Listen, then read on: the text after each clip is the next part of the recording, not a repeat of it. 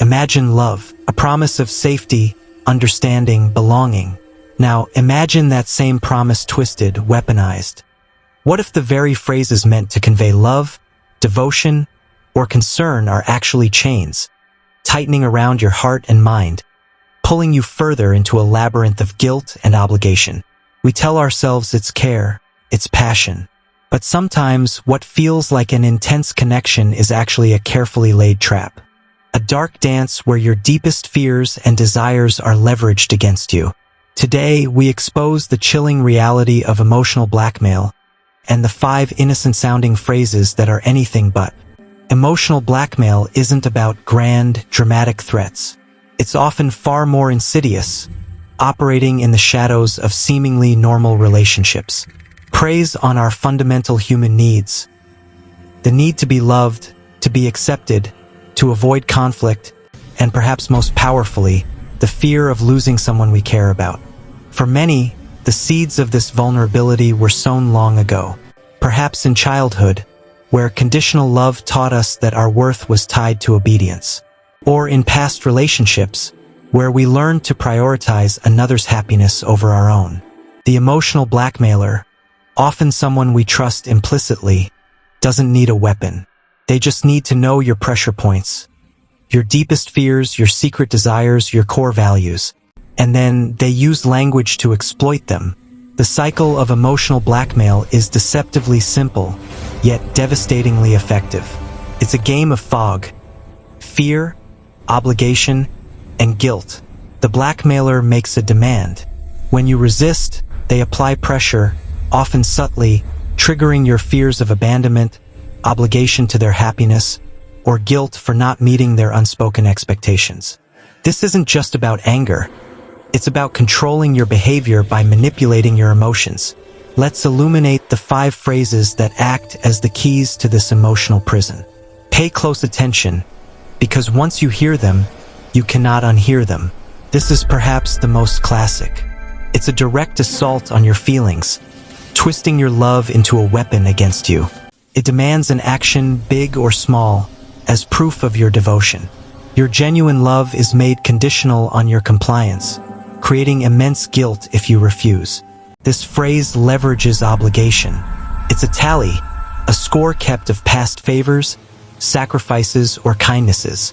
It implies that you owe them, and your refusal to meet their current demand makes you ungrateful, selfish, and dismissive of their efforts.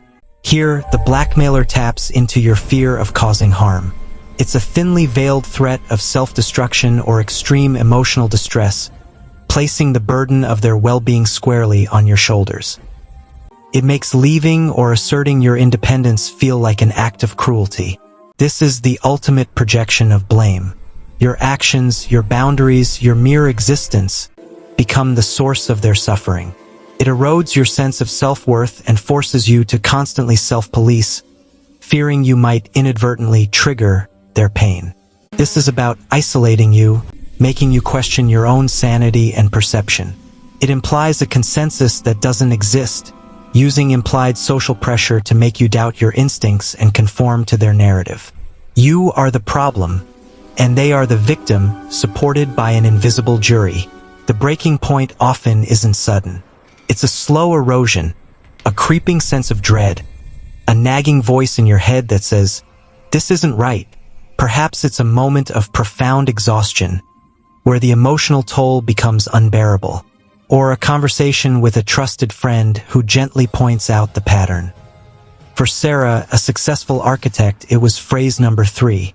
Her partner, Mark, would consistently use his fragility to prevent her from pursuing career opportunities out of town.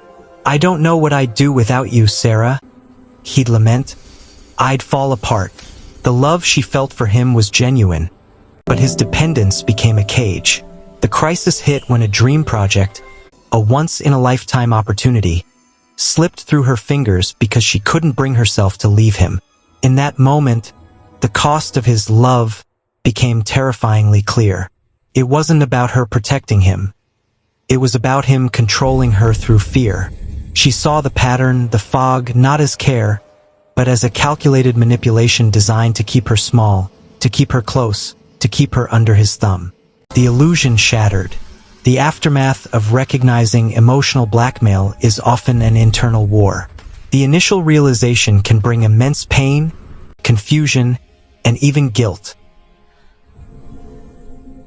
Was it really manipulation? Am I being unfair? These are the echoes of the blackmailer's voice, still reverberating in your mind. You might grieve the relationship you thought you had, or the person you believed they were. But with that pain comes clarity. The path to emotional recovery requires setting firm boundaries, often for the first time in your life. It means accepting that your feelings are valid, your needs are important, and your freedom is non-negotiable. It means reclaiming your inner power, piece by painful piece. It might mean facing the blackmailer's escalating tactics, their anger, their tears, their renewed attempts to pull you back into the fog. This is the ultimate test, the moment where you choose yourself. The disturbing truth about emotional blackmail is that it often thrives on the very love and compassion we possess. It takes our strengths, our empathy, our loyalty, our desire to care, and turns them into vulnerabilities. But understanding these 5 phrases is more than just identification. It's an act of self-preservation. It's the first step towards breaking free from the unseen chains. Your worth is not determined by how much you sacrifice for another's demands. Your love is not conditional on your obedience. It's a stark, often painful lesson, but one that leads to profound empowerment. Have you ever recognized these phrases in your own relationships, or perhaps even used them unintentionally? Share your thoughts and experiences in the comments below. Let's spark a conversation about healthy boundaries and true, unconditional connection.